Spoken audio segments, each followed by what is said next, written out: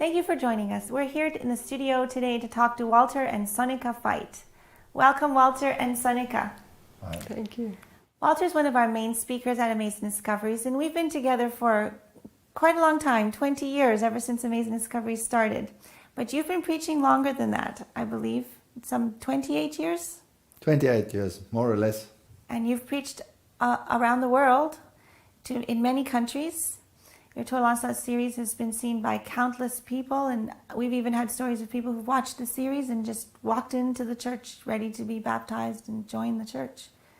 And we won't know until heaven exactly what the fruits of your labors will be. But you've had a lot of opposition as well over the years from many areas, many people who have come into your life. And our viewers have seen your life story. They've heard it, probably most of them, but just for those who haven't, we're going to start at the beginning and we're going to hear exactly how God has led you through your lives. You must have fascinating lives to have been able to persevere in over all this time preaching the three angels message. So Walter, why don't you tell us first about your family and your childhood? Family and childhood. Well, I grew up in a home where my father was Roman Catholic and my mother was Protestant. And my father at one stage, according to my sister, I was too young, but according to my sister, my father was going to go into the priesthood. But he met my mother and that changed his point of view. And so he dispensed with that. But the only problem was that she was Protestant. She was Lutheran, right? Yes, she was a Lutheran, and she belonged to the German Lutheran Church in South Africa. And she was one of twins. And when they got married, my mother desperately wanted a double wedding because her sister was also getting married. The only problem was they were Protestants and my father was Catholic. So in order to do the right thing, my father married my mother in the Catholic Church and then went from the Catholic Church directly to the Lutheran Church for the double wedding, to participate in that. Now in those days, that was before Vatican II, so that was a no-no in Roman Catholic circles, and I don't know exactly what happened, but he never ever attended Mass again after that. Although he regularly went to church, and I went to church, and I was raised Catholic, but he never ever attended Mass again. So there was some altercation. And the next thing that happened that is important is that when I was about 8 years old, my mother contracted cancer. And they weren't so good with their treatments in those days. And so she had many operations. They had a mastectomy and then a colonoscopy. They took the colon out. She just deteriorated, but over a long period of time. She had radiation. They even forgot her in the radiation chamber, and she was terribly burnt, and so tremendous suffering over many years. They gave her only a few months, but she stretched it to 4 years. Now, I was attending the German school in South Africa at that stage. I don't even know whether I should mention which school it was, but that's history. And there I had instructions during the religious instruction period with the Roman Catholics. So the Roman Catholics went to one room, but the bulk of the church was Protestant Lutheran.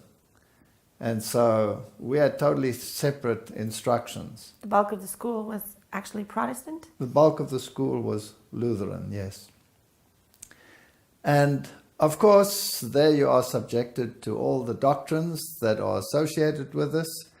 And this particular nun that was giving us the religious instruction, she was very adamant that because of my mother being a Protestant and she being sick, she probably was concerned and in her special way wanted to influence me, to influence my mother to become a Roman Catholic, because outside of Roman Catholicism there was no salvation, and therefore she taught me that my mother was going to go to hell.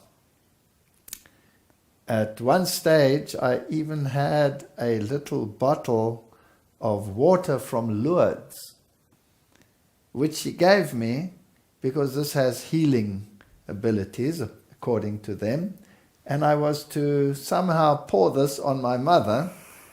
And I still remember thinking, how am I going to pour this on my mother without her noticing it? And so I sort of opened this bottle, I don't know how old I was, maybe 9, and went to her and talked to her and leaned over her and spilt it on her. And she said, what the heck's going on here? And oh, sorry.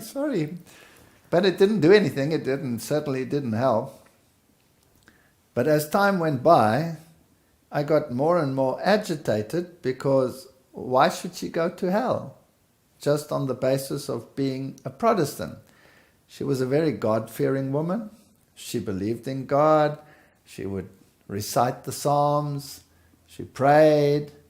And there was never any religious argument in our home. My father tolerated her Protestantism. She tolerated his Catholicism. I don't know whether they knew the details of what each one was believing, but there was never any religious argument. But this issue just kept growing. And finally I got very angry with the nun, and I got very angry with God. And occasionally the nun would come to our house and go and visit my mother, who was bedridden at that stage. And every time my mother would end up in tears, because she was working at her, she had to become Roman Catholic and she didn't want to give up her faith. And at one stage my father actually found out about this, that my mother was so upset, and so he escorted the nun out of the house most unceremoniously, to my great delight. But anyway, that's history.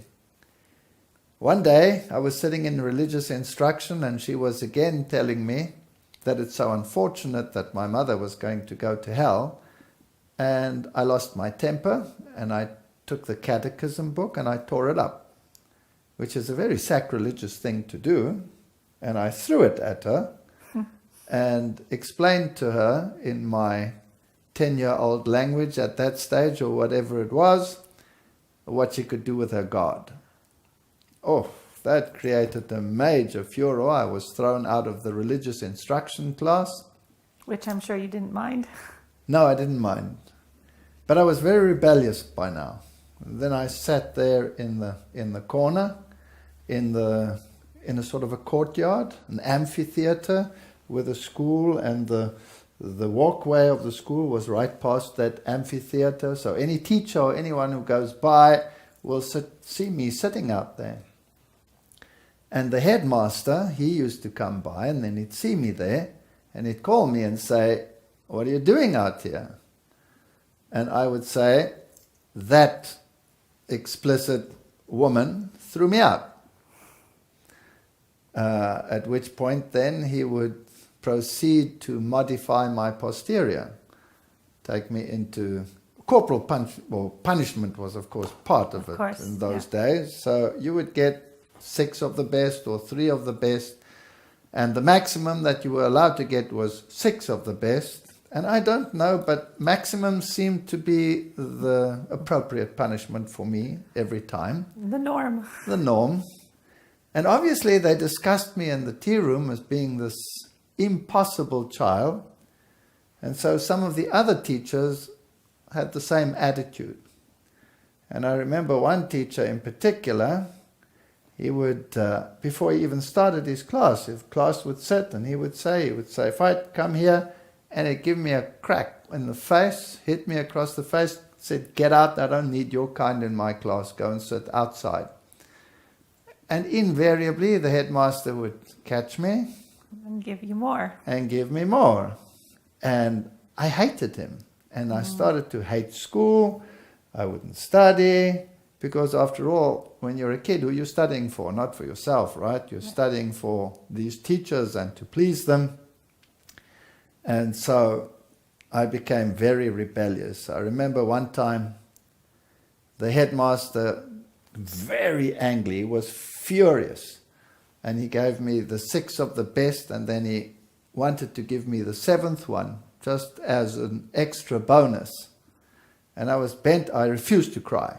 I just bent over, grit my teeth. And then I'd say to him, 1 more please, 1 more. And he'd get very angry. And I'd say to him, please, 1 more.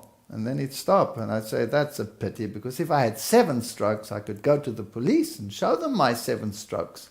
And you would be in trouble because you can only give me 6. But you're a coward, you don't give me 7. And so, I wasn't popular at school. Not at all. Eventually what happened,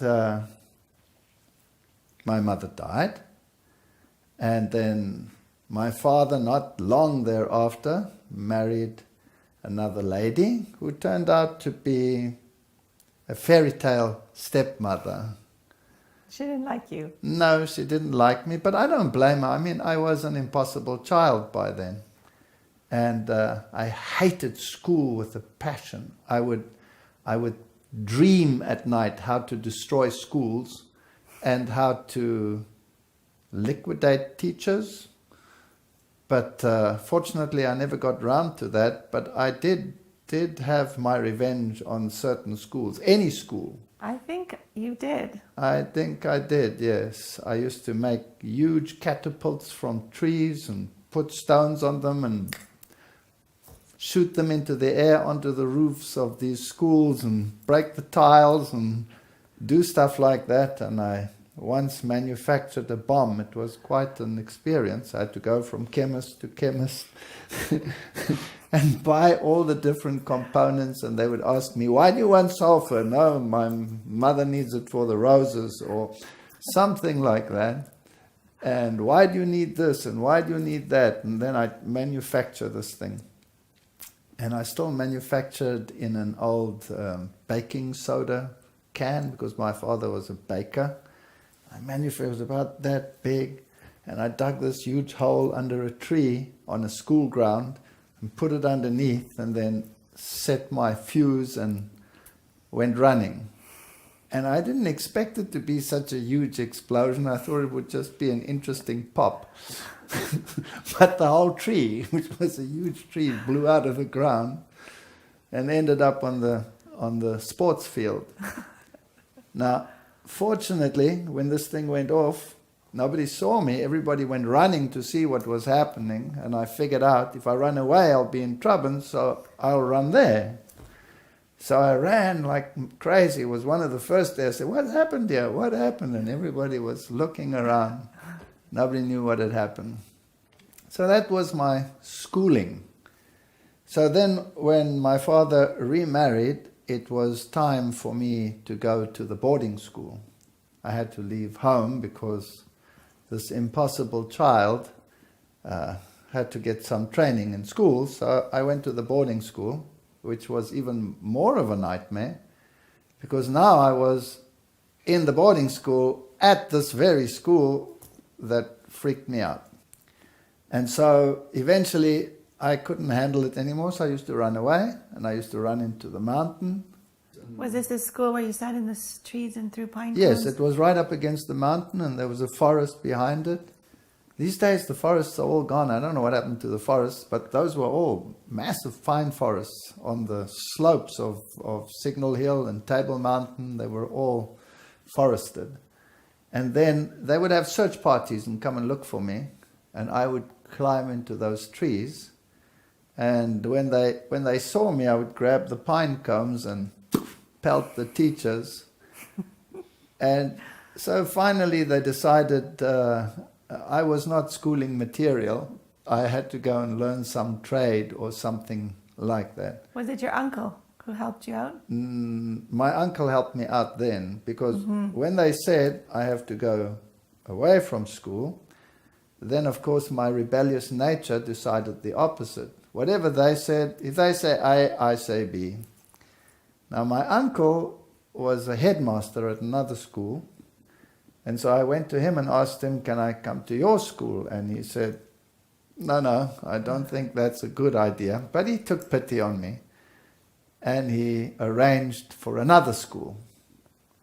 And so I attended that school, which was an upper class English school. The teachers were fine, but I decided I'm going to be a model student. I'm not going to cause any trouble. I'm definitely not going to blow holes in this school because I'm here now because I want to be here.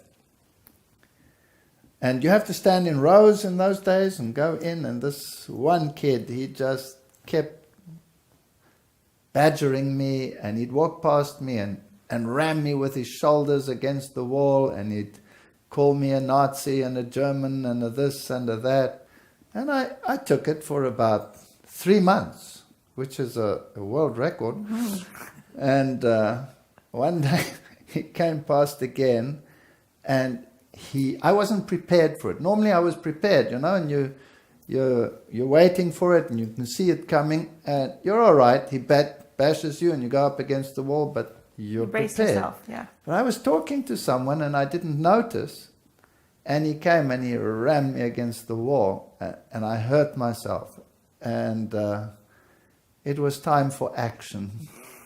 So I grabbed the poor boy, dragged him into the classroom, opened the desk, put his head inside and closed it unceremoniously. And his nose was somehow out of joint. It sort of stood sideways. I broke the poor kid's nose. And so I thought, oh, I'm out of here. I'm out of school. I've lost it. The headmaster called us in. And he was actually a very wise man. He was called the boss. So children had respect for him. And he got the whole story. And eventually he told the poor kid that he'd had enough punishment. He will have to go and see to his nose, but he has to stand outside and wait so that he could hear what my punishment would be. And I thought, well, what's going to happen now? So he said to me, I should really expel you because I don't take lightly when people fight in my school and do this sort of thing. But I will give you one more chance. You will get caning. So he went to his cupboard, and he was a perfectionist, but he had a whole cupboard full of different canes. So he took out a rather broad one and bent it. He used a psychological warfare. And he bent it and he put it back and he took another one. And about the fourth one, it was very flexible and just perfect. And by this time, the kid, of course, was sweating, right? So he bent it like this. And then he came up to me, and I was sitting on this side of his desk, and his desk was on the other side, and his chair was there. And as he walked up to the desk, he went like this. And then he whacked the back of his chair 6 times. And then he said to me, whispered, when you go outside, hold on to your posterior. And he gave me a little lecture about how he thought that, the months of badgering that I had was enough punishment for me too. But for the sake of the fellow listening outside, this was a necessary procedure. So I went outside holding my posterior, pulling my face, which satisfied the other party. And that was the end of it. So that actually gave me respect for teachers and schools again. They weren't so bad after all, at least some of them. And that was my schooling. Then after school, I went to the army. And after the military training, I decided I needed to go to university. But I didn't have any money. And my stepmother wasn't in favor of any further studies. After all, I was a troublesome kid. So I decided I'll go by myself. And so I attended university and worked in the evenings and worked on weekends and got a job as a waiter and tried to pay my schooling. And it worked. But I got a little help from a relative here and a relative there. And eventually, when things started to get really better at university, then my father would secretly help me as well. So that helped. And there at the university, I had a roommate, and he became one of my best friends. And we studied together and did things together. And sometimes I couldn't find a job over a vacation period.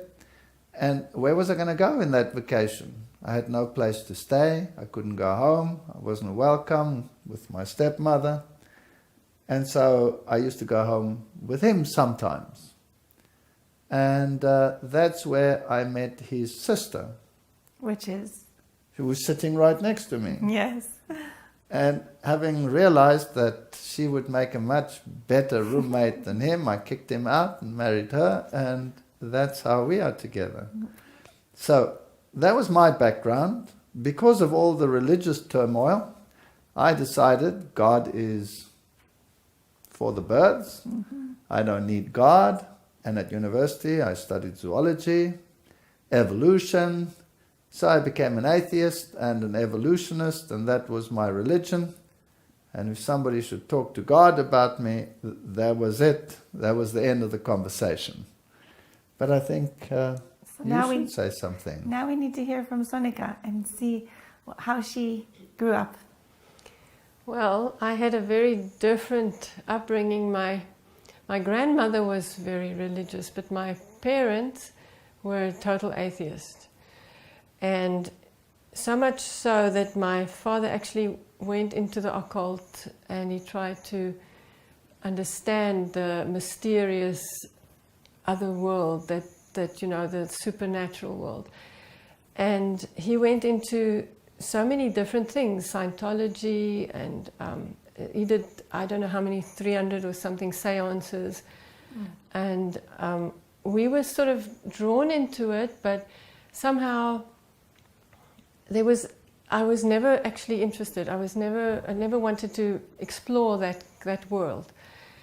And so my father used to say, I can remember so clearly, on Sundays the churchgoers would walk past the house and they would walk with their Bible under their arm, and he would say, don't ever go to a church. They'll just indoctrinate you, they'll brainwash you, it's all rubbish. And this somehow, I started to think about, you know, what is there in a church that you know, is so forbidden, you know. And I used to go from one church to the next when they weren't there, and we grew up on our own because my parents were both working. So during the day I was totally alone, and my brother was there, but I was more in the streets than in our home. I was walking the streets all the time. And so I used to go and try and go to one church. There was what was a Dopper Reform church? Of Reform, Dutch Reform? Dutch Reform, but the Reformed. The Reformed Dutch Reform. And I used to try and get in there, and it was all locked. And then I'd go to the next church, a Baptist church. I couldn't see inside. I was so curious to know what is inside a church. Why wasn't I allowed to go there?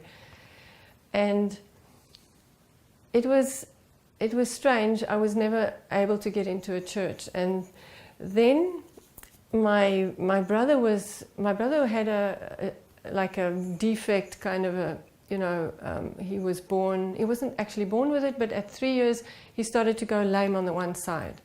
And they did many operations, and so he was very insecure, and he was almost like he was trying to take everything out on me, and I had so much trouble, you know, at home alone with him.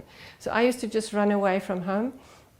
And then one day I found this little church. There was a tiny little chapel, and I went in there, and it was open. And I went inside, and it was just quiet, and I sat there and I started singing.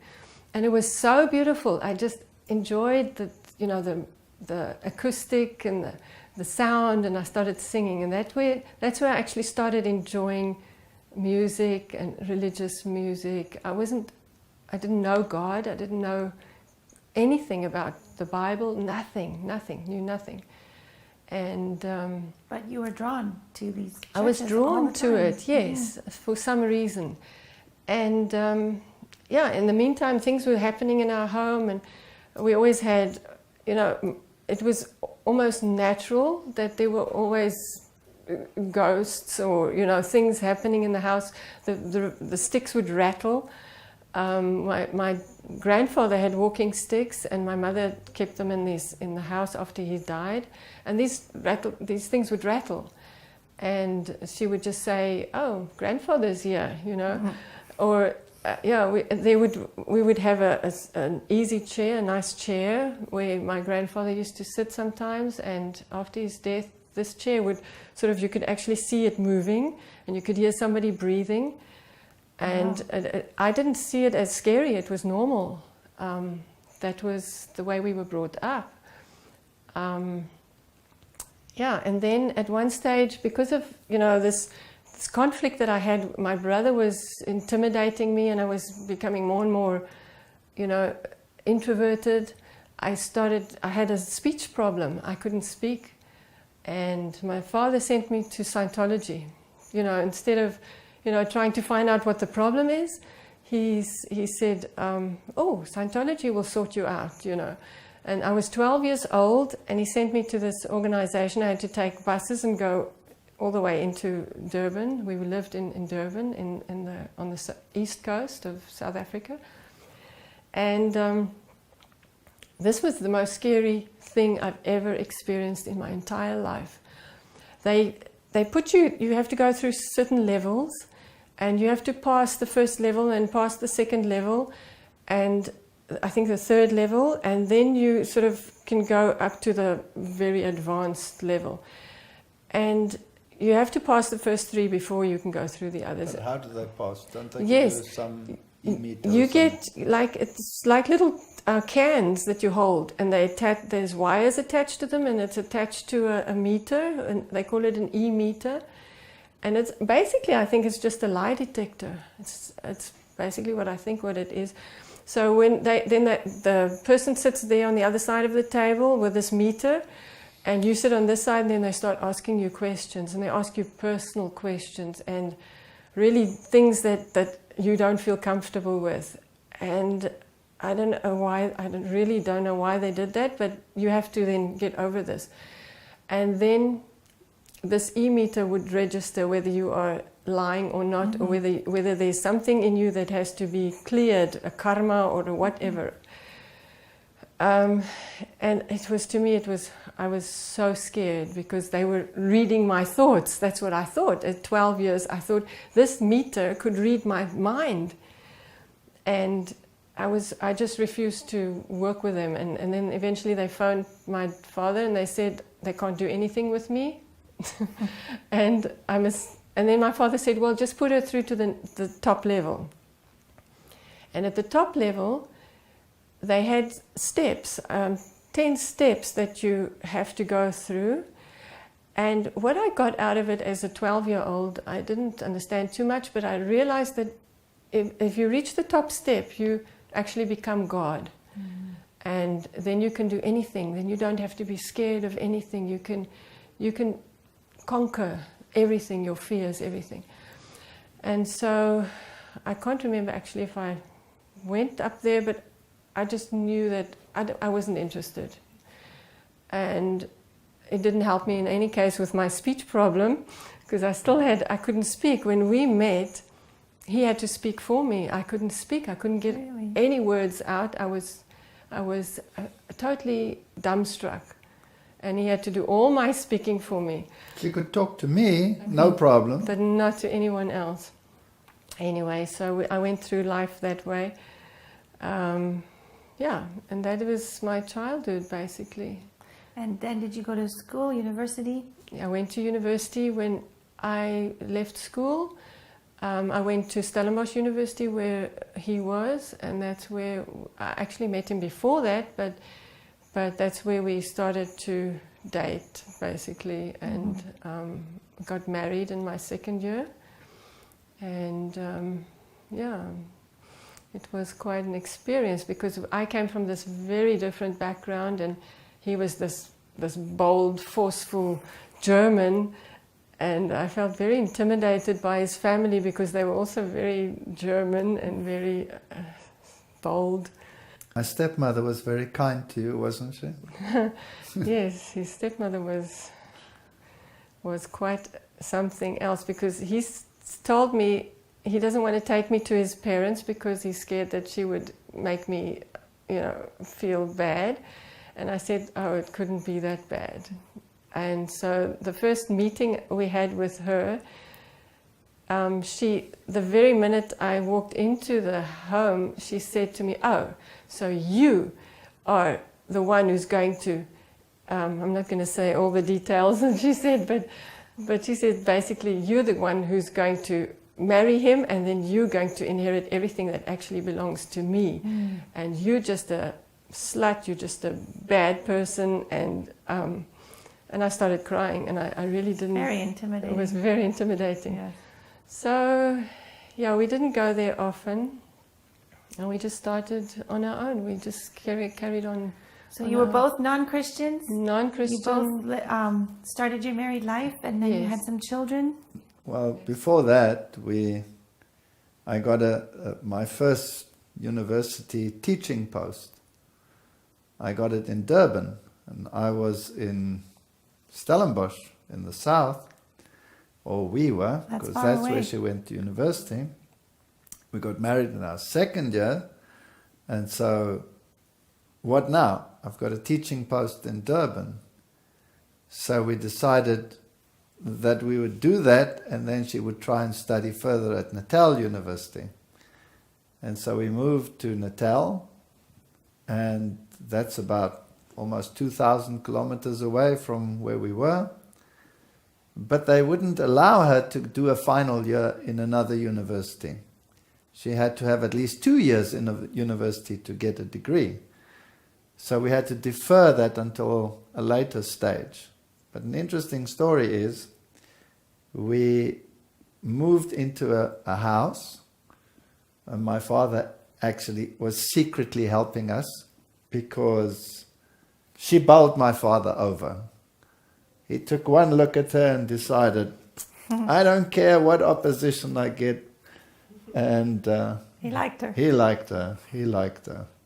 Anyway, so he helped us a little bit, and we moved into this house.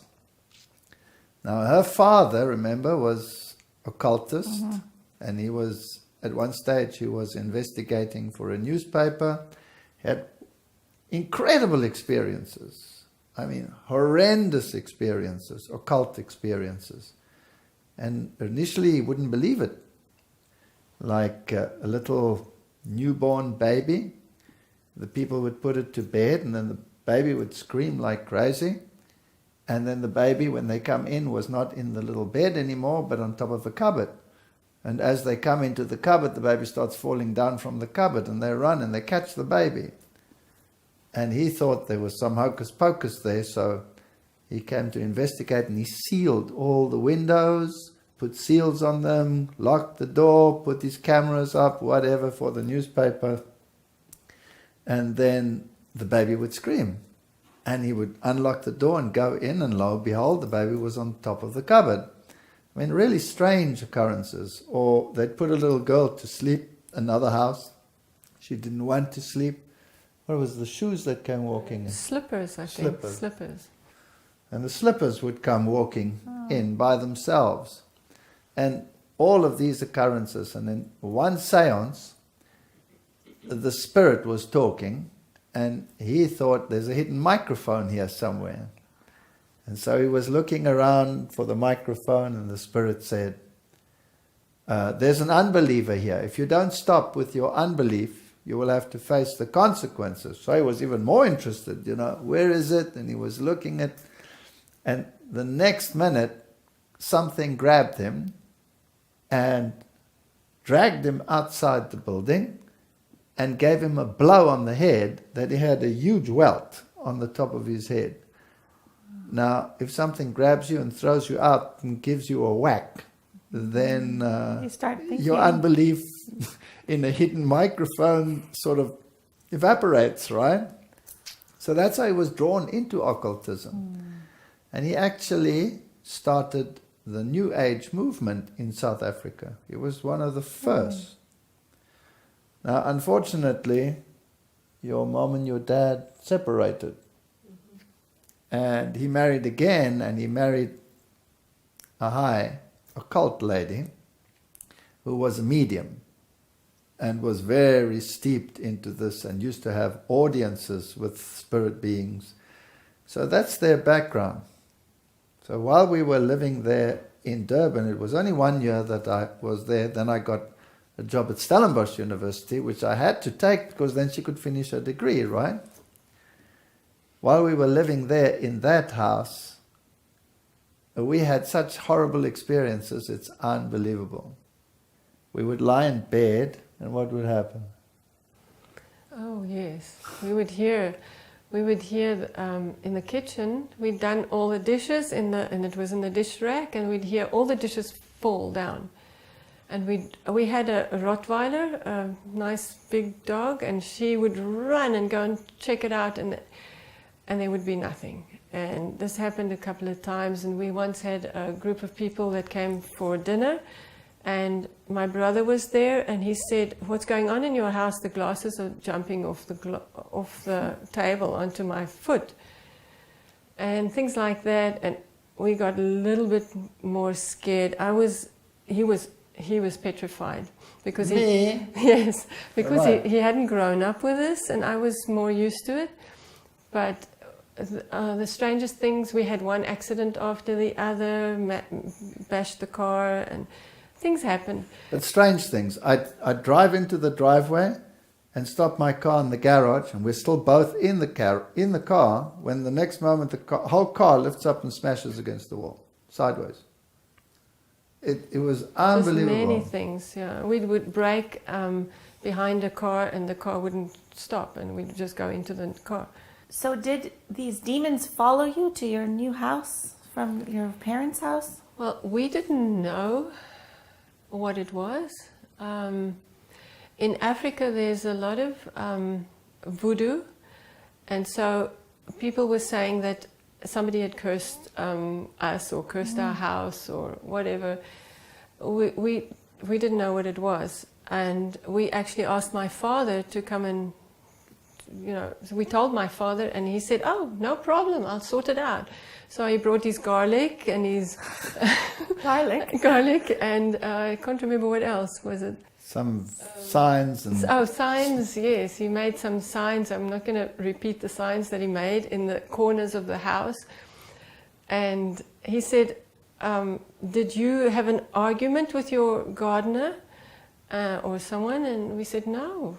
And he said, "Well, maybe they just, cursed you or something." There is, of course, it is very often that they would make a little doll of you, and they would stick needles in it and bury it somewhere in your garden. Oh. And that's what he said would probably happened. And so we weren't sure. We didn't know about demons. We didn't know about the spirit world or anything like that. You thought it was just normal? She thought it was normal. I thought it was scary. Yeah. But the interesting thing is, we would hear these things crashing in the house, like plates flying against the wall, breaking.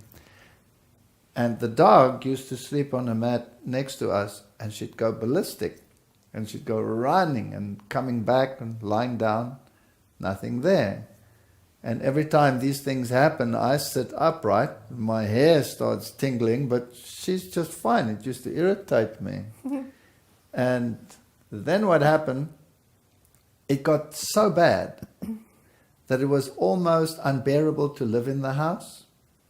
We'd sort of sneak into the house. We were scared to go into the house. And she still had some of her things in boxes, because we didn't know exactly how long we were going to be there. And she had a black stuffed cat, right?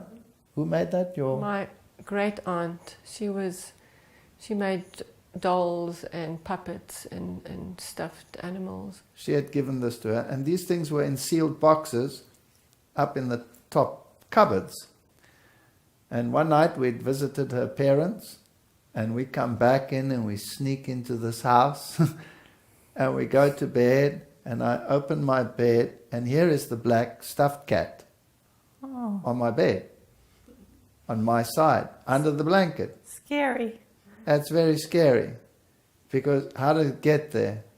There's nobody in the house. Couldn't have been anyone. It was locked. It was in a sealed box. The box wasn't open. How did the cat get there?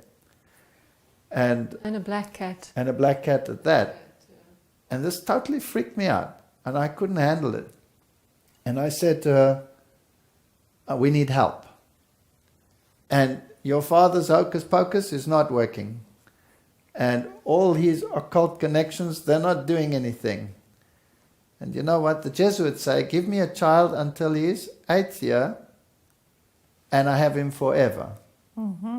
Now, I'm an atheist and an evolutionist. But I say to her, you know what?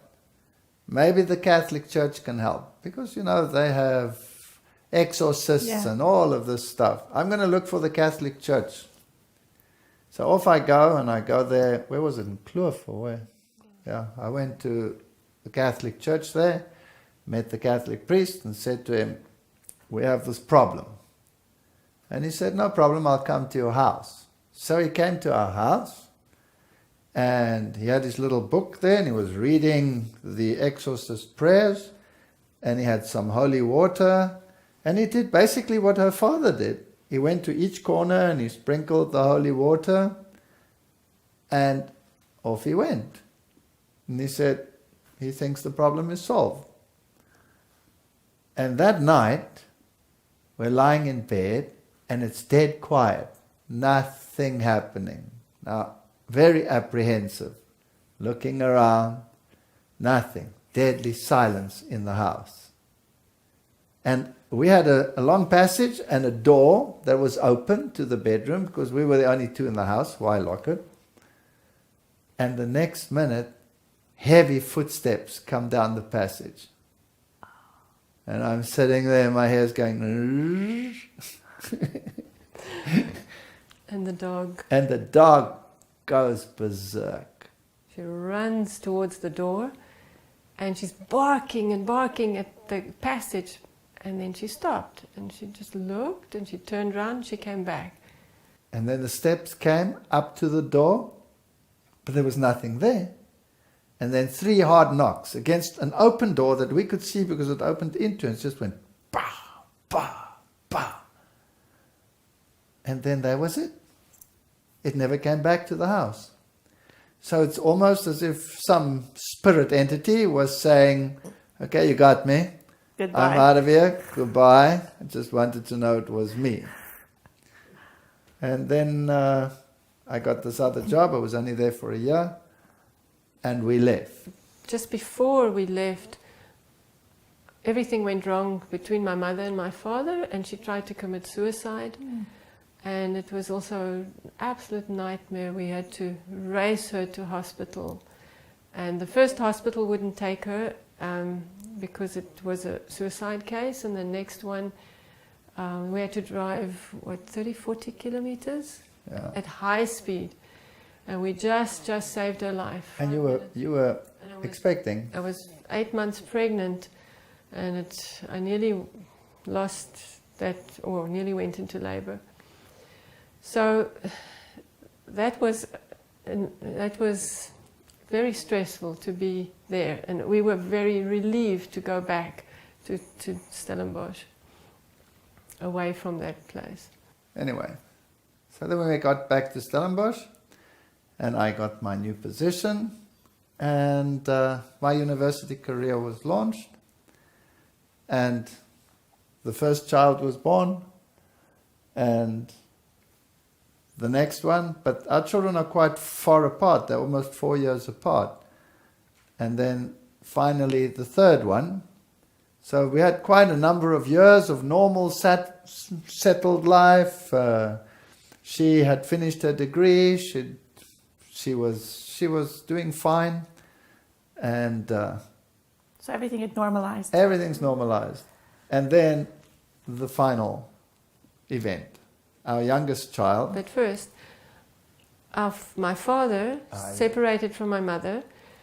They got divorced, and he came to live with us. And he lived with us for almost 3 years. And then this started happening.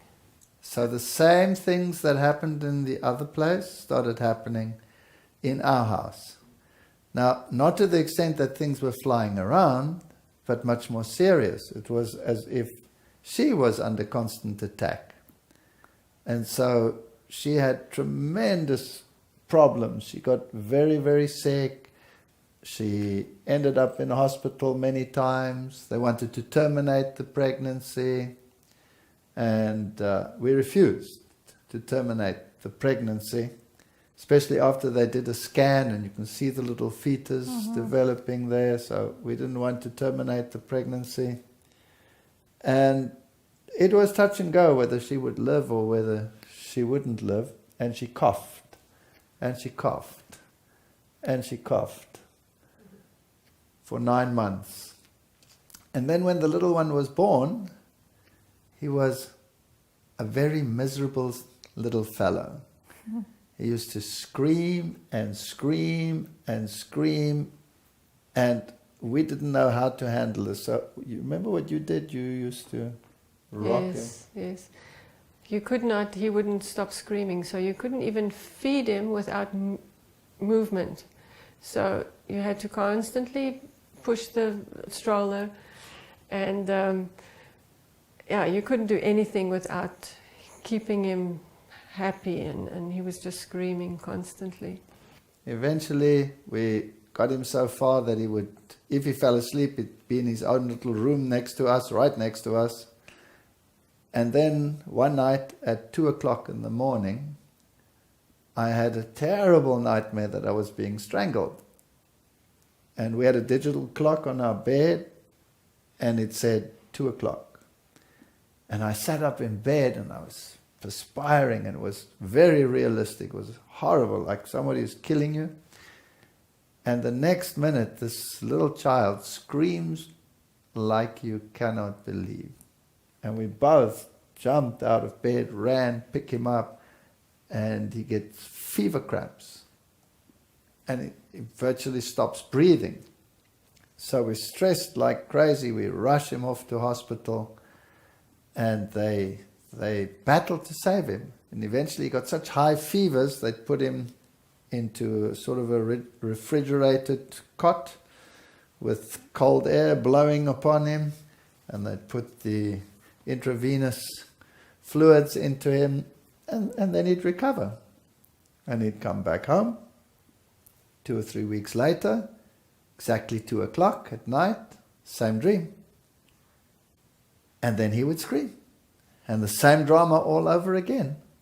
Back to hospital, fighting for his life. It was a total nightmare. And one after the other. It happened frequently. Yes. How many For times? how I don't long? know. Many times. Many times. His folder must have been like this at the hospital. Now, you know what? Kids get sick. Kids get fevers.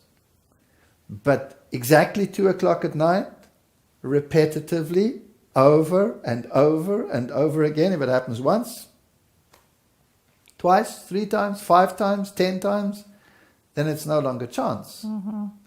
Then it's something else. And every time it's a life and death struggle. We were total wrecks. We were totally finished. And I still remember I was marking scripts. It had just happened again, and he was in hospital. And we took turns sitting in hospital through the night. And I was sitting there, and I was petrified of 2 o'clock. 2 o'clock was a no-no for me. Mm-hmm. And I was marking scripts from the medical students in the middle of the night. These poor kids, I don't know whether I was compos mentis, but I was marking them. And 2 o'clock was coming, and I'm sitting in the hospital opposite this little cot with this little kid in it. And it's 2 o'clock, and I'm marking.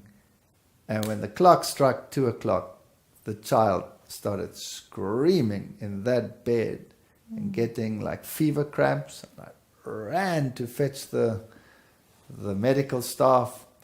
And now we're trying to stabilize him and to get more intravenous fluid into him. But he's in such cramps. at that stage, they couldn't find the veins in the arms anymore, so they put the intravenous into a vein on the head. And somehow he ripped it, and he ripped it out sideways. Now, a head wound bleeds terribly. It made it even worse. There was blood all over. I was splattered with blood, and they're trying to do this. And then the horrible 2 o'clock goes past, and he relaxes again, and they get it all together again. But that night I decided, I need help. This is beyond natural. And I remembered what happened in our house. From the priest. From the priest. I thought, maybe the Catholic priest can help me. And so I waited until she came, and she came at about 6 o'clock to relieve me. And I went to look for the Roman Catholic Church. And I found it. And I got there at about 7 o'clock in the morning. And I asked where the priest is, and I found the priest. Now, I'm not saying this to be a derogatory, it just happened to be like that. But he was sitting that early in the morning with a brandy bottle in front of him, and he was drinking. I don't know whether he was, alcoholic or whatever. But I looked at him and I thought, what am I going to do now? And he sort of looked at me and says, yes, what do you want? And I said to him, I'm a Roman Catholic, but I don't attend church or anything, but I really need some help. And he says, what kind of help do you need? And I said, well, there are very strange things happening in my house. And he says, stop. That's not my field. And I said, good grief, not your field. What's this? You're a priest. This should be your field. He says, no, I'm not interested. Give me your number. I'll get a specialist to contact you. So he gave me his phone number, or I gave him my phone number, and I went home. And then we were together, and I still said, well, that was useless. And the next minute we get a phone call, and it's the chief exorcist of the church from the cathedral in Cape Town. Important man. And he says he's in the area, he's at a particular monastery. Can we come and see him? So I said, okay, and I went alone. I went to him. And he's sitting there opposite the desk, and I'm talking to him, and I say to him, we have a serious problem at home, and I was wondering whether you could help me. And before I can tell him what the problem is, he says to me, yes, I know. The devil is trying to kill your youngest son. Well, you could have knocked me over with a feather, right? How did he know? I said, well, how do you know? He says, no, I just know. In fact, I've known for a week. I said, excuse me, that's not possible. I only just went to the priest this morning. That's not possible. He says, oh yes, we know. And then he said, and your case is very serious. It's a very serious problem. We cannot do a normal exorcism in your house. We have to do a mass in your house. And for that we need permission from the bishop. So I said, well, how long will that take? He says, well, normally it takes a while, but I already have it. And he showed me a letter. This must have impressed you very much. I was dumbstruck. This was unbelievable. And I said to him, I don't come to church anymore. I haven't been to church in years, and my wife is not even a Catholic. She's Dutch Reformed, but she doesn't go to church either. And he says, well, that can change. He was very calm about it. And then he came to the house, and he met my wife now. What impression did you have of him? He seemed very dignified, very, very calm. And at that stage I was doing pottery. I was teaching pottery at the college, and yes, I I thought constantly, I was thinking, you know, we can't take this, that what he's doing for us, for nothing. We're going to have to give him something for it. But so he started taking out salt. He had holy salt, is that what you call it? And I had to get water, and he was sprinkling the salt in the water in a form of a cross, in the shape of a cross. And then he would put little salt crosses on the windows. And it was strange to me, but, well, I just accepted it. And then you can tell further when he got to the child's room. He got to the child's room, and as he was doing his thing with the water there in the child's room, putting his crosses there, suddenly something grabbed him. Mm. And he was shaking, and like something was shaking him like a rag doll. And he wasn't a young man, he must have been in his 70s. And I thought, this man's going to get injured. And I tried to hold him and help him. And he carried on with whatever, and he was being thrown around, and eventually things stopped. And he went to the main bedroom, and he put his signs up there, and a little bit of activity, not as bad, and the other children. And then when he had done that, he took out some amulets, which he said were from Lourdes. And he said, each child must get one of these above his bed. So we put one above each bed on the window, on the picture frame or whatever, hung one there. And then he said, but this child's room, that's the worst. We'll have to say the Mass in this room. So he took off a ring which had a relic of a saint, because every Mass has to have a relic. And he put it on the little table that we put down for him. And he prepared everything to say a Mass in there.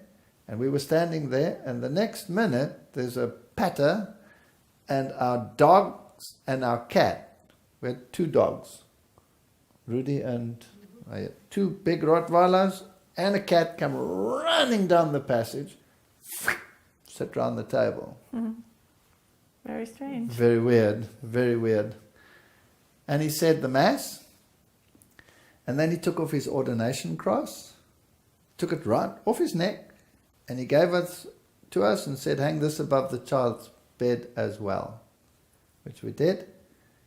And then he left, and you still gave him your pot. Yes, I had made my best pot, and I thought this is the only way we can give him something, you know, for his trouble. And he said, I will take this pot and I will put it in I'll give it to the nuns in the convent that never see the outside world. And that was strange, because I'd never heard of that, but yes. So off he went. And from that moment, problem gone. Solved. Now, this is strike 2. Mm-hmm. Rome had solved my problem in the first house. Rome had solved my problem in the second house. And I'm an atheist and an unbeliever. What do you do about that? Well, I thought to myself, I'm a hypocrite. I'm a hypocrite. And so I discussed it with my wife. And how old was Martin then? Must have been about 12. Yeah, so the oldest child was about 12 or 11 by then. And I thought, well, this isn't good opportunity. If someone sees me in church, because I'm this macho atheist, if someone sees me in church, I can say, I'm here to introduce my children. And so we decided I'd go back to church. And she wanted to be a Catholic too, and wanted to join the Roman Catholic Church. And so I started going to church and became a very staunch Roman Catholic. Did everything that a good Catholic does, goes to confession, goes to Mass. Every Sunday I was in Mass. And she wanted to join the church. She came with us to the church. She thought it strange and mystical and all of these things. But they'd solved the problem, right? And so we were regularly going back to church. And then what happened, with this peace in the home, this quiet, you get energy. And there were some things in our house that were irritating me. And being German, I looked at all of the structures that were in my way. There was a wall. I always had to walk around the wall. And I said, this wall really has to go. Because then we have a nice open plan. And this kitchen is pathetic. And so I took a nice big sledgehammer and sorted out the house. And started remodeling the inside. But we needed a new kitchen. My poor wife, I demolished the kitchen. So she had to cook in the garage. In the garage. On a gas cooker. For months and months. So I found a guy who was going to do the kitchen. And I found a German carpenter. I wanted it precise. And so he arrived. And as he arrived with this new kitchen to put in the new kitchen cupboards, he said to me, I just want you to know that I walk with the Lord. And I looked at him and immediately those old feelings, this is a Christian freak here in front of me, a Jesus freak. And I said to him, well, that's fine, you walk with the Lord, but as for me, I just want a cupboard, okay? That's actually before I went to church, before I started going back to the Catholic Church. I was not yet in the Catholic Church. This was just a little while after the peace came into the house. And so he said to me, well, can I give you this? And he gave me something, and it looked very religious, and normally I'd throw it in the waste paper basket, but I threw it into a drawer, and there it lay. And now these consciences started talking to us, and I started going back to the church. So now, a year later, I've been now in the church for, 9 months maybe. I'm lecturing, and I'm lecturing to the first year medical students. And I'm explaining the morphology of the kidney. And as is my custom, I explain the whole evolution of the kidney. And I'm writing on the board and showing where it developed and how it developed. And this young girl in the class puts up her hand and says, excuse me, Dr. Veit, I don't believe what you are saying. Now, that's like a hornet. Mm-hmm. I turned around and I said, what do you mean you don't believe what I'm saying? She says, I don't believe in evolution. I believe God created it. That was it. I ridiculed her in front of that class. How you can be such an idiot, so moronic as to not believe in evolution. I mean, evolution was a fact. There's no way you were going to get around it. And in fact, I'd even asked the Catholic priest, I'm an evolutionist. How's this going to pan out? If I come back to church, you said, evolution's a fact, no problem. So I ridiculed this girl, and she sat down and cried. So I thought to myself, job well done. The rest of the students loved it, laughed about it, and thought she was a silly girl to make such a stupid comment. And I go back to my office, and I'm doing whatever I do in my office, and that little voice starts talking to me and says, you're a real member of the family Sudidai, to which the pigs belong. How can you be so mean to this poor woman? I mean, she says she believes in God, and you go to church, you're a real hypocrite. So my conscience started worrying me. So what does a good Catholic do when his conscience worries him? Go to church? No, he doesn't go to church. He goes to confession. Goes to confession. I had to get it off my chest.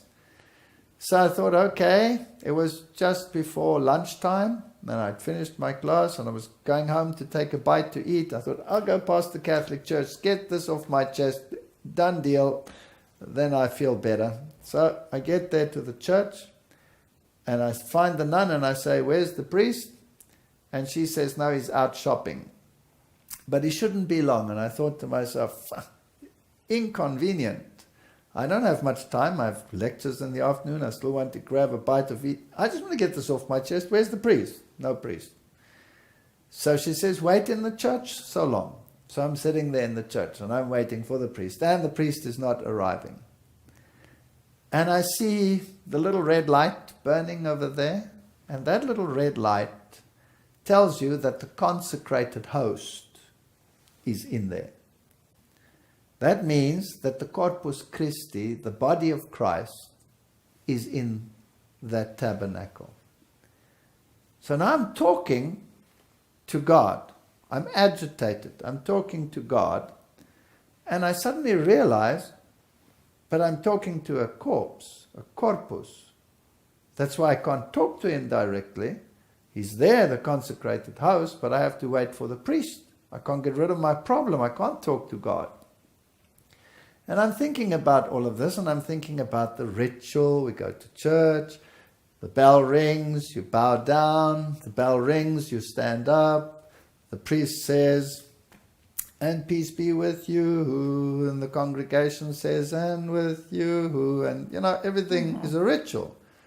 And when you say a penance, it's 10 Hail Marys, 1 Our Father, 10 Hail Marys, 1 Our Father. And I'm thinking to myself, what kind of conversation is that with God? It's the same thing over and over. Doesn't he get bored with it? And eventually I get so agitated, and this priest is not arriving, and I'm thinking about all this religion, and I'm thinking, you know what? This is a load of rubbish. This is a load of rubbish. There's no communication with God. I have to wait for the priest, and he's shopping. I'm done with religion. I'm going back to my normal atheism and be my normal obnoxious self. Off I go home.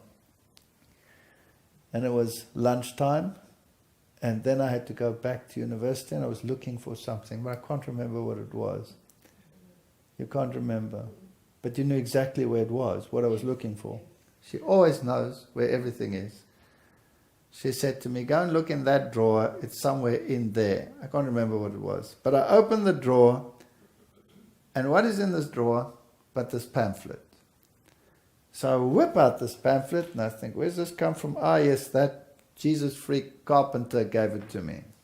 And I open it up for the first time to read it, and it says, the Roman Catholic Church changed the commandments of God. That's all it says. And then it had 3 sets of commandments. You open up the pamphlet, 3 sets of commandments.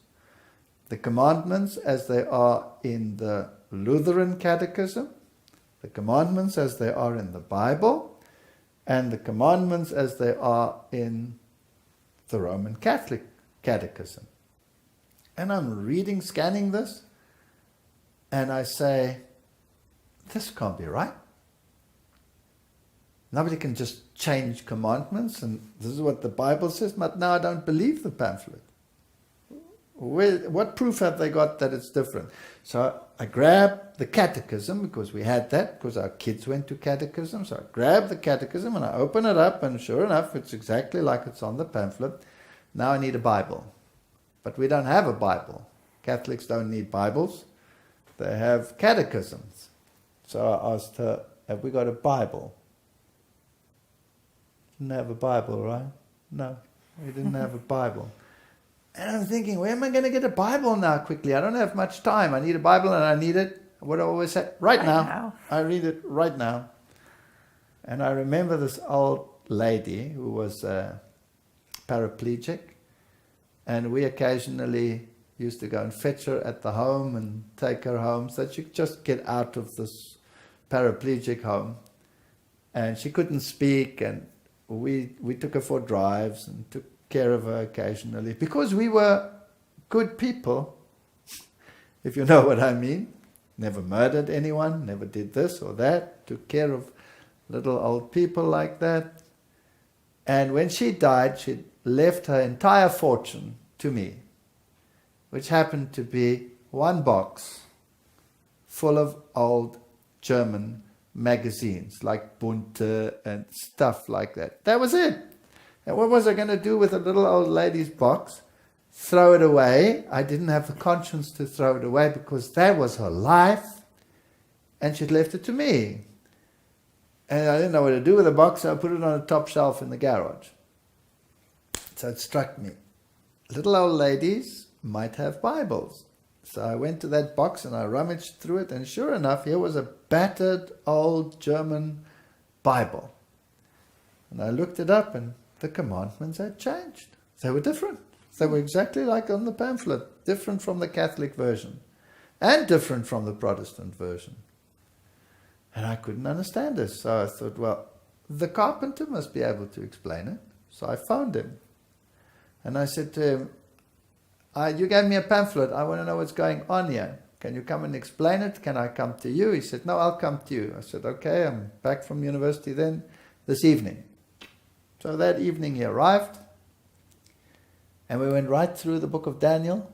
Right through the night till... Right through the night. About till 4 o'clock, 5 o'clock. Yeah. And then right through the book of Revelation. And here it was. And I said, well, this is incredible. And we did Daniel 7 and the little horn power. And here the Bible teaches that the little horn power is Catholicism, who would change God's law. And here that changed God's law. And all the other features that apply only to Catholicism. Now, this can't be. This must be written after the fact. And so he said, no, the Bible is written so many hundreds of years, and this is 6th century before all these things happened. I wouldn't believe it. So I went to the theology department of my university, and I played squash with a professor of Greek.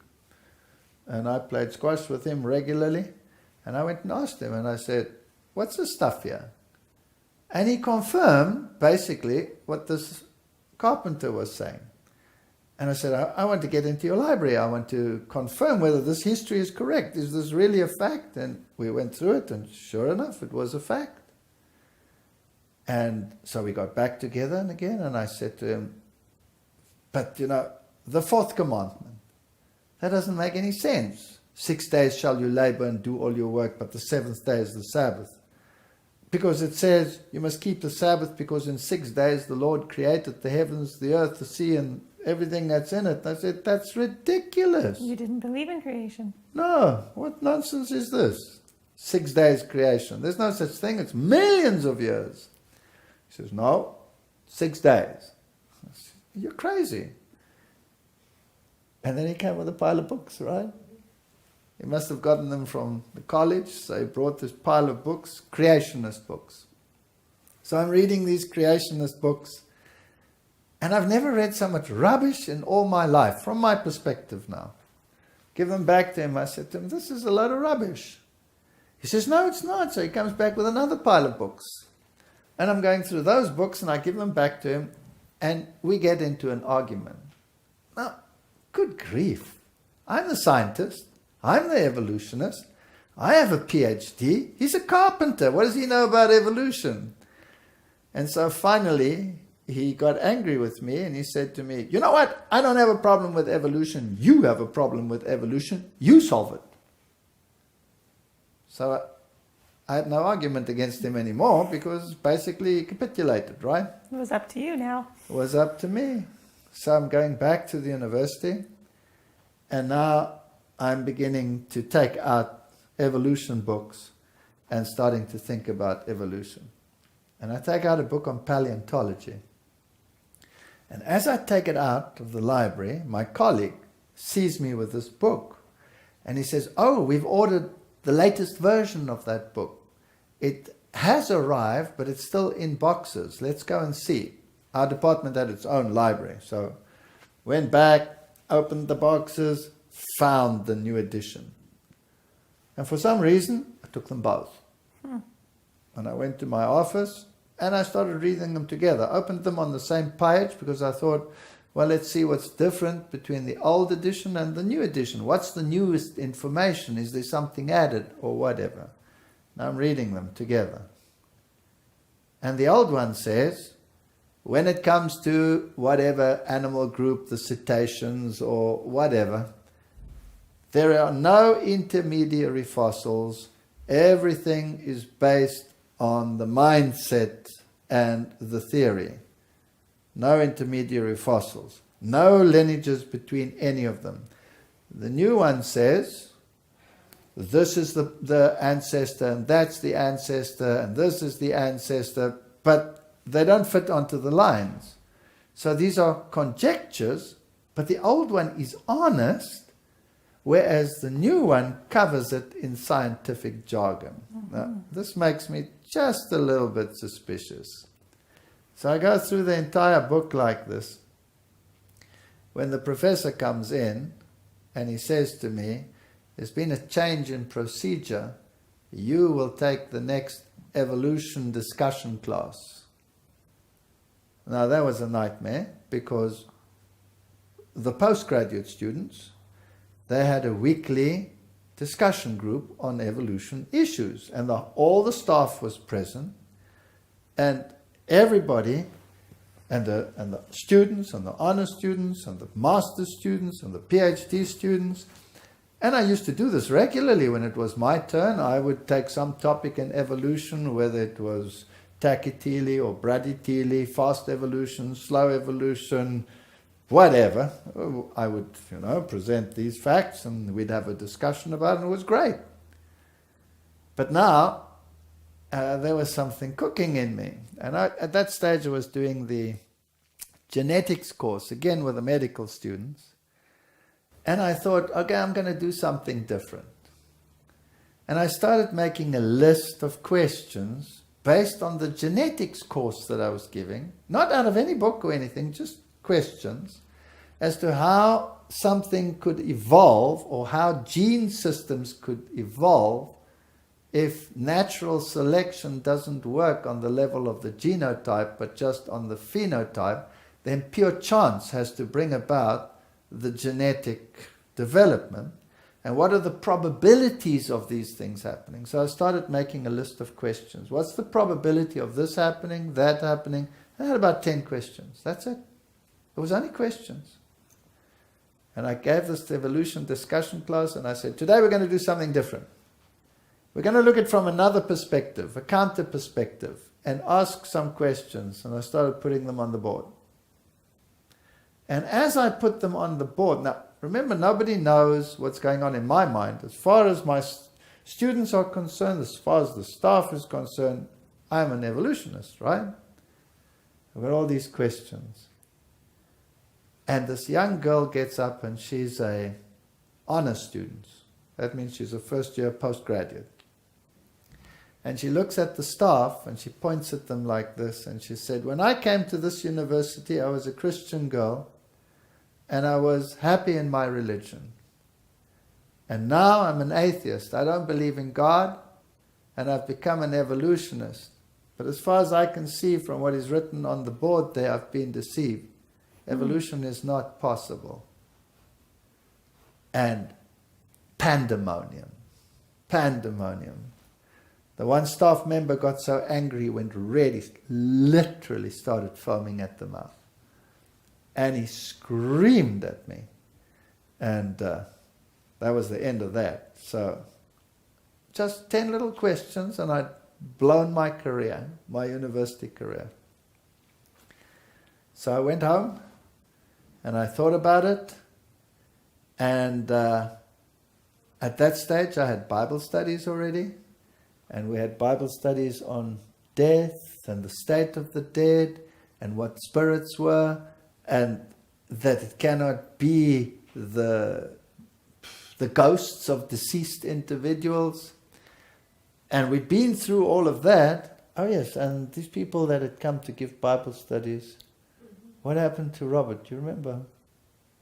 As we were starting the Bible studies. Oh, yes. You wouldn't tell that story. Yeah. Yes, when we started, every time we picked up the Bible, he would scream. He would start screaming. He was only about 2 years old then. And he would start screaming and cause some trouble. At one stage we were sitting in our lunch hour. He'd come home and we'd sit with the Bible. We were so eager and so hungry for understanding what the Bible is saying. And we had wine every night. So we still had a bottle of wine, an empty bottle of wine standing there, wine bottle. And he suddenly just got angry or frustrated with us maybe. and he smashed the bottle on the ground, and he walked over it. So he nearly cut his whole toe off. And so then again, we couldn't study our Bible again, and he had to go to the doctor again. And so constantly, as we were trying to understand what the Bible was saying, there was this constant opposition. He was restless at that stage. And then one night at 2 o'clock, I had the dream again. Uh-oh. And he screamed. And we ran there and we thought, is this all going to start all over again? And instead of calling the Catholic priest, because I now had a Bible study on this issue, I called the carpenter. Mm-hmm. And the carpenter came, and he brought a pastor from the church, and he came, and we prayed. We prayed about it. Nothing hocus pocus, no water, no spraying, no nothing. We just prayed about it. And it calmed back down. And then when I was deciding, this can't be right, I'm battling with evolution, creation, this, that, same thing would happen. Not as bad that he had to go to hospital, but eventually we decided we'd make a decision. But on the point of decision, the phone rings. I ran down the passage and I picked up the phone, and who is it? The exorcist of the Roman Catholic Church. And I say to him, hello? And he says, you better get back to the Roman Catholic Church immediately. So I said, well, how do you know that I'm not even there? He says, I know. Now remember what he knew before? Yeah. And then he says, and by the way, your father, who was dead by then, is suffering in purgatory because of you. Now, of course, I knew that my father wasn't suffering in purgatory because the Bible knows nothing about purgatory. And the Bible says the dead know nothing, and they'll have nothing to do under the sun. But I was curious, so I said to him, how do you know that my father is suffering in purgatory?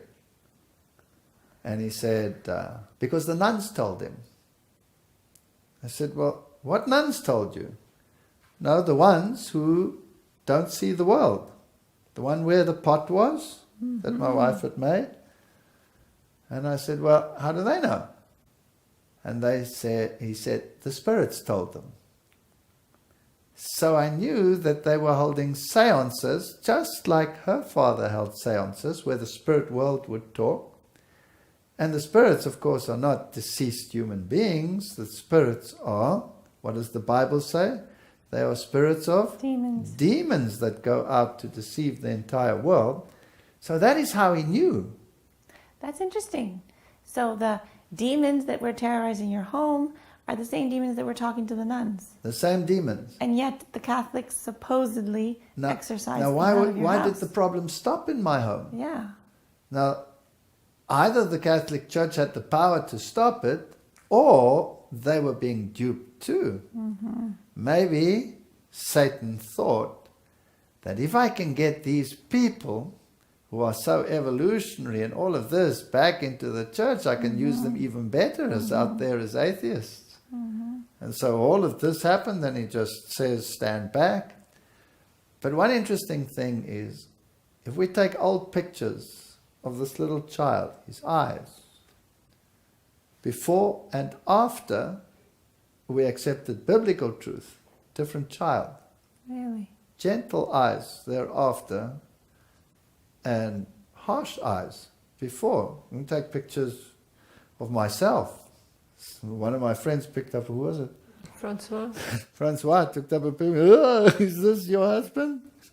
And so this solved this problem to me as to how he knew what was going on in my home. And to be fair, when I discovered what the Bible said on the little horn, I wanted to be fair to them. So I actually invited the Roman Catholic priest to come to our house. And when he came to our house, I said to him, all right, here's what the Bible teaches on the little horn power and the change of the commandments and the time period. And I gave him a history of all of that. And I said, now, what is your counter-argument? And he looked at us and he said, I'm not into scripture. I'm not into scripture. What? And I said to him, excuse me, you're a priest. How can you not be into scripture? He says, we have specialists for that. So I said, well, thank you very much. And he left. And then I called a Methodist pastor. And he came with his elders to our house. And I said to him, now what is your position on Daniel chapter 7? Who's the Antichrist? And he said, Antiochus Epiphanes IV, a Greek king. So now, remember I'd gone to our library and I'd studied the history and I'd seen all of this stuff and said to him, excuse me, you can't be right. So I went through the Bible study and showed that the Antichrist comes out of the fourth beast and not out of the third, so he cannot be Antiochus Epiphanes. It has to be Roman, it can't be Greek. And eventually he got so frustrated, and one of his elders or deacons or whatever that he brought along became so interested, and he was sitting like this and he was saying, that's interesting and that's interesting. So he got up, this Methodist pastor, and he closed the ears of his, whoever it was that was with him, and marched him out of my house. So I'd given the Protestants a chance to explain their modern ideas. I've given the Roman Catholic a chance. And both of them fell short of the biblical criteria. So I decided that this must be the truth. I was at work, and my secretary gives me a document. Now, my secretary, I'd never discussed anything with her. She had no idea what was going on in my house or what was going on in my mind. She gives me a document, this thick, here. And I take this document and I say, what is this? She says, you must read this. So I'm reading it. And it's a document on the Sabbath and why Sunday is the real day to keep. But I was busy with evolution books at that stage, so I didn't have time for this document, so I gave it to my wife. And what did you do with it? Well, I was very interested in anything now, because now we were studying so hard. We were studying through the night sometimes. And so I was studying with my Bible and this document, and I was going through it. And it struck me that everything that they had to support the Sunday keeping was from Bishop so-and-so and Father so-and-so. And I was wondering, but where does it come? It doesn't come from the Bible. So I was searching in the Bible to try and find evidence, for the Sunday. And every time I opened the Bible, literally every time I just opened it, there were literally hundreds of or tens of texts that came out about the Sabbath and how important it is to keep the Sabbath. And then I realized, and the Ten Commandments, it just came out all the time. And I realized, but they're not basing the Sunday on the Bible. And it made me think, and then I thought, well, I'm going to accept the Sabbath. So the document that was against the Sabbath? Yes. Made you accept the Sabbath? Yes. Yes. That's interesting. And then she says to me, the Sabbath is right. I'm going to keep the Sabbath. Because the Bible says the Sabbath, and this document didn't prove anything. Doesn't prove anything except what Bishop so-and-so said. In any case, the Bible says that you must listen to the word and not to what what the people say. But I wasn't ready to accept the Sabbath, so she was ahead of me. And so now she wanted to go to the Adventist church. But me, I was still a little bit reticent, right? So one day, now people won't believe this, but it really happened. We're going to Helderberg, which is the big church.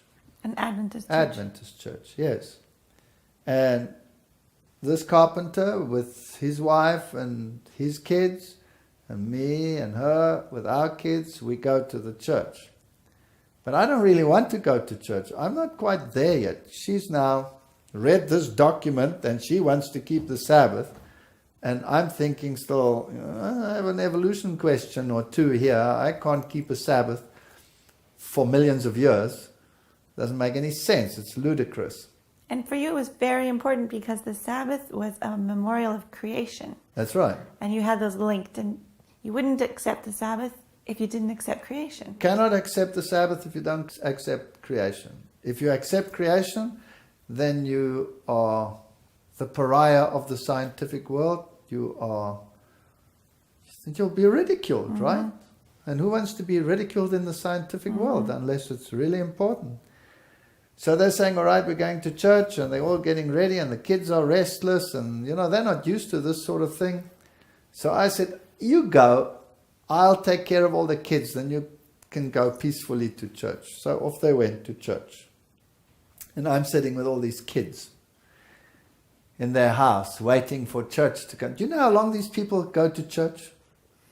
These Adventists, they drive you nuts. They're in church forever. I mean, I went to the Catholic church, 20 minutes, It's done over. deal. Go home, drink your beer, whatever. What's this nonsense? Hours and hours in church. Then there's Sabbath school, and then there's this, and then there's lesson study, and then there's a sermon, and, it's a day. It's gone. So I'm sitting there, and I'm waiting. And I'm actually reading the Bible. And I'm reading the book of Job. And that's not a good book to read when you are beginning to question things in your mind. And I'm slightly irritated because it's taking so long. And I'm reading the book of Job.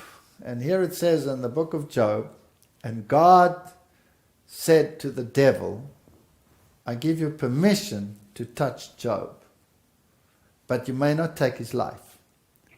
And so the devil touched Job, and Job broke out in sores. Here was miserable Job covered in sores. And I look at this and I say, this is a lot of drivel. This is ridiculous. This is a fairy tale. One doesn't get sores from some devil touching you. A sore is a bacterial infection. It's a, it's a toxic outburst, whatever, or a staphylococcus, but definitely not some demon touching you and then you're full of sores. This is ludicrous. This is ridiculous. So I take the Bible and I'm actually angry and I throw it down there. I'm agitated. Why are they taking so long? What takes so long in that church? I take this Bible again and I read some more in Job, and the more I read, the more irritated I get, and the more agitated. And eventually, I take this Bible and I throw it down and play with the kids or something, but it drags me back. So I pick up this Bible again, and it's a stupid thing, and eventually I decide, as in the Catholic Church, this is for the birds. This is ridiculous. This is so unscientific. It's pathetic. And I'm not going to be duped into believing some stupid fairy tale and then keeping Sabbath for some 6-day creation when this is all full of nonsense. And these people are not coming out of church, and I want to go home now, and I'm almost ready to come and drag her out of church. And while I'm thinking about this, I'm aware that I'm experiencing pain. And I can't figure out what's going on. There's a burning pain on my left leg over here. Just right there. And as I'm reading and arguing and whatever in my mind, the pain becomes unbearable. It's like somebody burnt you with a hot iron. And I'm thinking, what is this? Now, I can't pull my pants up because it won't go up to there. And I can't pull it down because I've got kids in front of me, their kids, other people's kids. So I run to the bathroom, the washroom you call it, right? To rip this pants down to see what's going on with my leg. And here is a massive sore on my leg. It's not broken, but it's blood red. It looks like, I don't know what does it look like? It's red and slightly knobbly. Knobbly. Yes, little bumps. And it's like it's on fire and the water is just running out of it. Now I'm oozing out of it. Now I'm in pain. And I'm really struggling with this. And it takes, I don't know how long until they finally come out of that church. And I grab the kids and I grab her and I said, we're out of here. And we're in that car and we're going home. And I get home and I show her this thing. And I say, what is that? What do you say? I've never seen anything like it. That's what I said. I've never seen anything like it. It's not broken. The skin's not broken. But it's oozing some liquid. And it's so sore I cannot even move. And I'm saying to myself, no, there's something seriously wrong here. So I'm thinking, okay, there's nothing that I know that's like that. And I mean, I teach medical students. I've never seen anything like that. I don't know about anything like this. This is definitely weird. And it came instantly. So this is not some infection that developed over time.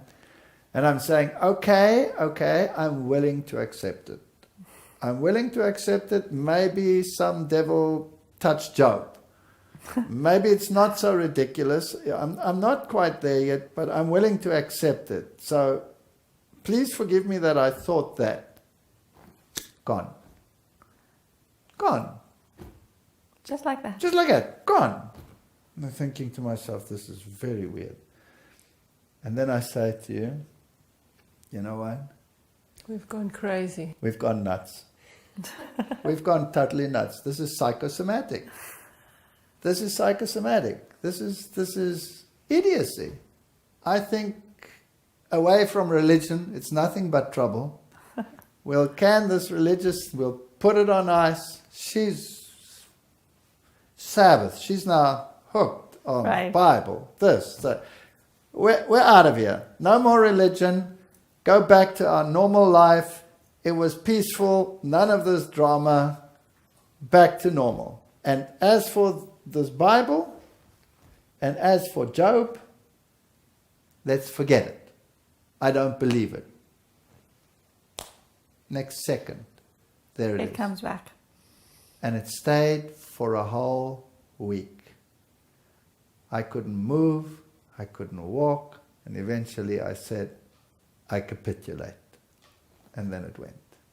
Well, unfortunately, Walter, we'll have to leave your story hanging right there. We have to take a break, and we invite you to join us again next time to hear the continuation of Walter and Sonika's life as we find out how God has led them through their years.